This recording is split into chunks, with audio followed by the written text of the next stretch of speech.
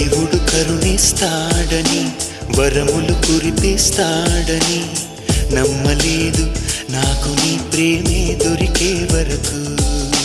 స్వర్గం ఒకటుంటుందని అంతా అంటుంటే విని నమ్మలేదు నేను నీ నీడకు చేరే వరకు.